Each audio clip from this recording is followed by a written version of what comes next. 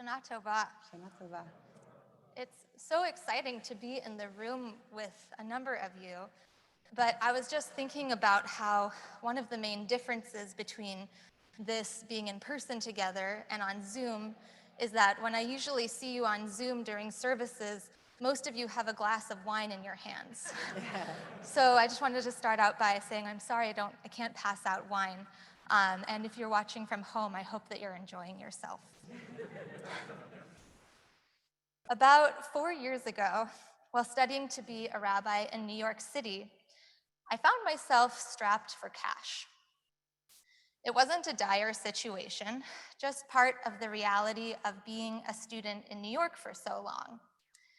And as I was Googling jobs, this job kept popping up on Craigslist that advertised itself as flexible, with many hours outside. And that is how I naively entered the world of food delivery.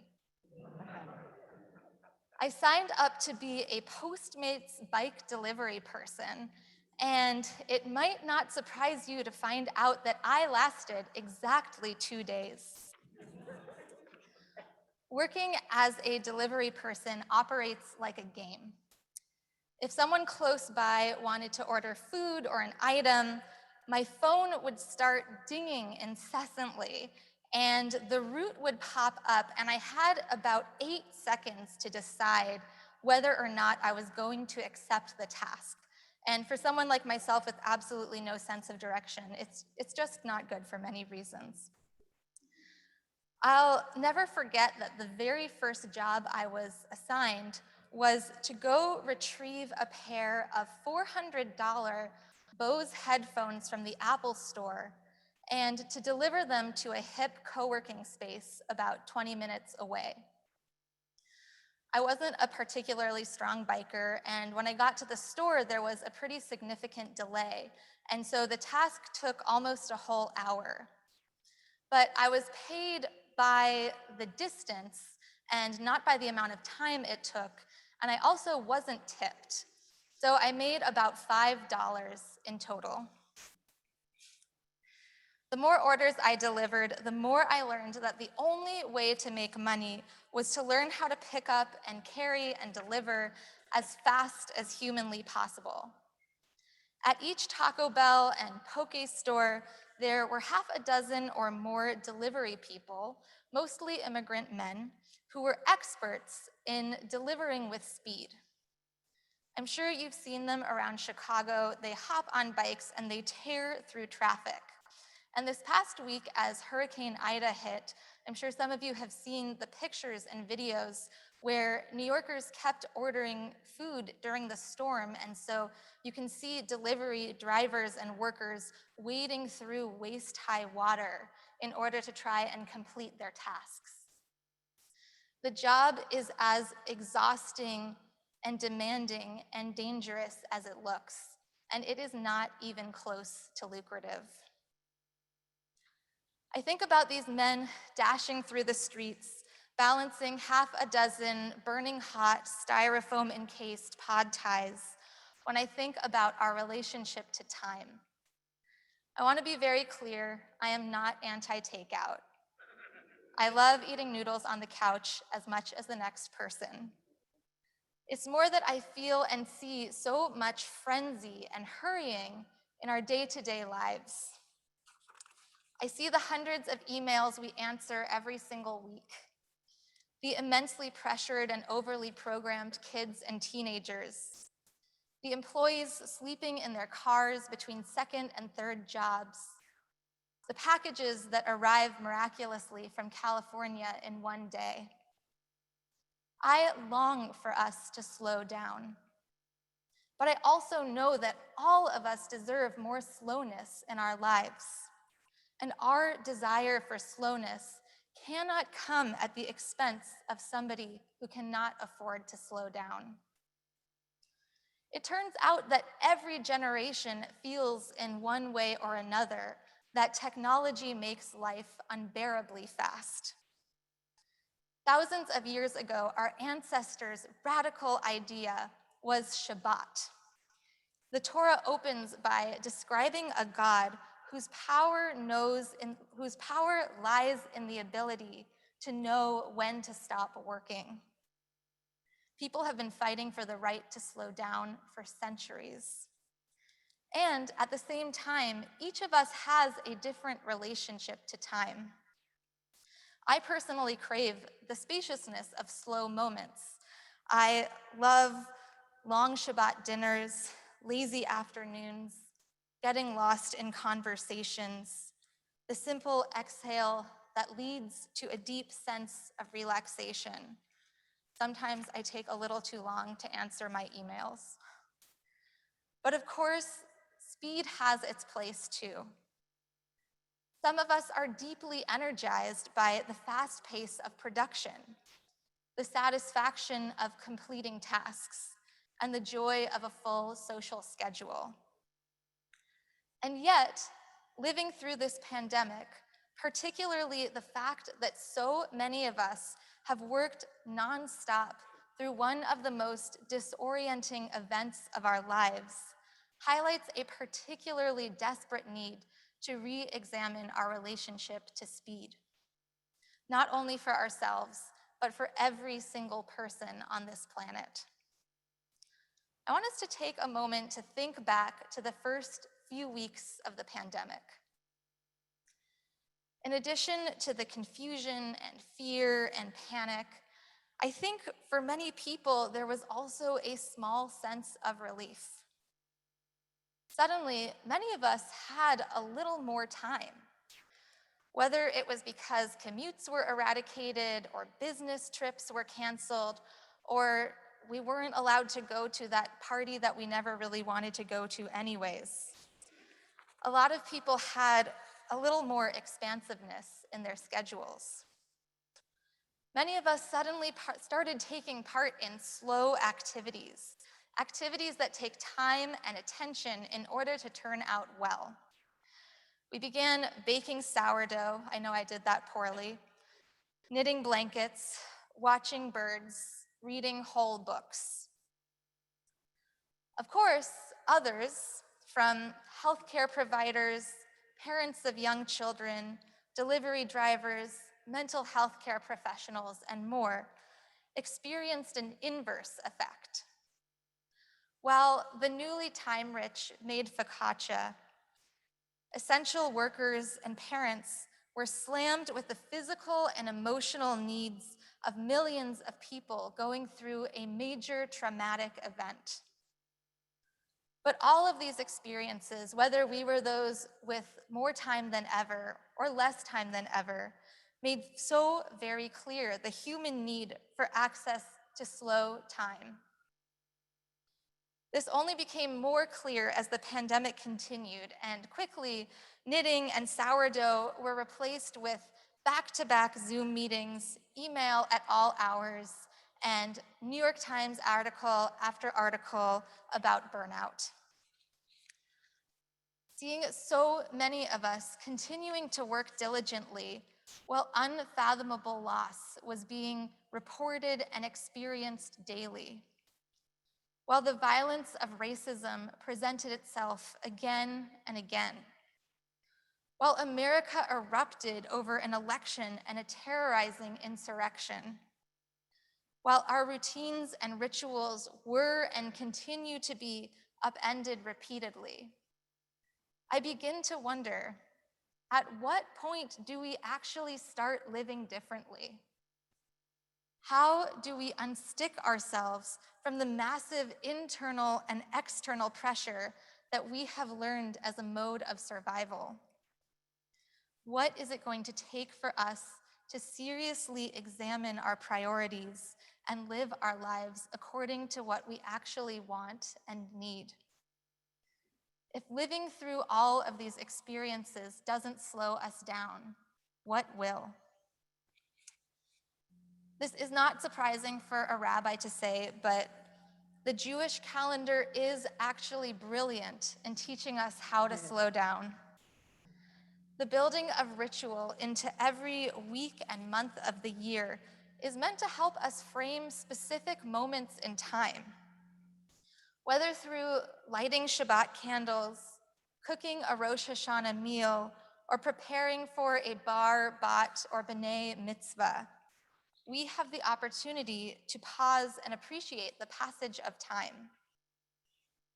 These rituals invite us to closely consider, what are we doing here? Where are we right now? How can we luxuriate in the preciousness of this moment? One of my favorite Jewish rituals is building a sukkah. Building a sukkah, that small hut that goes in your balcony or backyard or one you might visit at a friend's house, from a distance does seem like one of the more bizarre Jewish rituals. But making a habit as an adult for taking time out of your day, out of your job, out of your obligations, to step into the autumn air, to engage in the childlike activity of building a fort, to beautify it with seasonal produce, and to gather family and friends to eat in it, or this year, maybe around it, is a way to slow down and to orient yourself to the changing season. And great news, ancient rituals that slow us down aren't only for Jewish people. The Tosefta, one of the earliest collections of Jewish law, asks a question that on its face seems totally mundane. Here's the question. Are Jewish people allowed to send mail on Friday afternoons? You know, it's exciting. But the essential question posed is, knowing that sending mail on a Friday afternoon will require somebody who is not Jewish to complete work on your behalf on Shabbat, are you allowed to send that mail? Asking this question hints at a view of Shabbat that is not just for the Jewish people, but for the entire world. A Shabbat that enables all people to rest. Rabbi Ethan Tucker explains, the Torah often seems to dream of Shabbat where the world is entirely at rest, where Jews not only refrain from productive work, but also attempt to rid their environment of such activity entirely. In other words, Shabbat is the extraordinary idea that we cannot be measured by what we produce. But it's also a statement that every single person has a right to rest. And I think knowing this shifts our responsibility from creating more slowness for ourselves as a luxury to fighting for access to slowness for everybody as a right. So how do we make space for slowness? In a culture that devalues rest, how do we resist the cult of speed? Once again, the Jewish calendar guides us towards restoration. This upcoming Jewish year, 5782, is a Shemitah year. The word Shemitah means release. Shemitah is one of the most radical and least known concepts from Torah, and here's what it is. Exodus 23:10 states, "For 6 years you will farm your land and gather in its produce. But in the 7th year, let the land rest and lie fallow. Let the needy among your people eat from the field, and what they leave, let the wild beasts eat. You shall do the same with your vineyards and your olive groves." So the Torah provides us with a practice of complete stopping every 7 years, but it goes even further. Deuteronomy 15 expands, "At the end of 7 years, you are to make a release, a shemitah. This is the matter of the release. Every possessor of a loan that has one lent to their neighbor, they shall release their neighbor from that loan. One is not to oppress his neighbor or their relative, for the release of God has been proclaimed." In this upcoming year, this Shemitah year, The release of God has been proclaimed. A Shemitah is a year not only for where we slow down, but where we release others from the constraints of production. The concept of Shemitah understands that a just world is one in which we rest in partnership. Part of understanding the concept of Shemitah requires understanding the difference between true rest and convenience. Tim Wu, the author of The Tyranny of Convenience, writes, "Convenience is the most underestimated and least understood force in the world. As task after task becomes easier, the growing expectation of convenience exerts a pressure on everything to be easy or to get left behind. We are spoiled by immediacy and become annoyed by tasks that remain at the old level of effort and time. When you can skip the line and buy concert tickets on your phone, waiting in line to vote in an election is irritating. Today's cult of convenience fails to acknowledge that difficulty is a constitutive feature of human experience." And I'll say that last line one more time because I think it's the key part. Difficulty is a constitutive feature of human experience. Of course, we need a certain amount of convenience to get through the week, but we also must consider what lies behind that convenience. What does it take to get a package in one day, to get clothing that's made cheaply, to get a car ride that doesn't cover the actual cost of transportation? The purpose of considering this together is not to morally shame ourselves or for me to try to kind of hit you over the head with self-righteousness. It's to explore little by little how we can live in this world more responsibly. How can we, through living more slowly, make choices that should support Shemitah or release for others? In the last year and a half, we were forced to slow down in so many ways. We were constrained by the limits of a pandemic-altered world. But this was not the same as a Shemitah. A Shemitah is an intentional, radical commitment to asking ourselves, what in my life, what in our lives, whether it is the way we work, the consumer choices that we make, the way we relate to other people, what around us is unsustainable? What do we need? What are we willing to change? In the coming year, let us release ourselves from the crushing expectations of speed and production, performance and perfection, from the habits that cause us to race through life and miss what is the most important to us. Let's have a Shemitah year. Let's be released. Shana Tova. Shana Tova, Yasher Koach.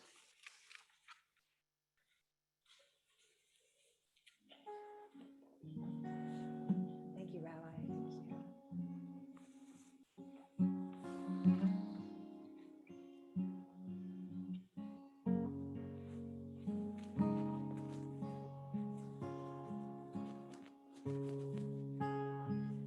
They say every man needs protection.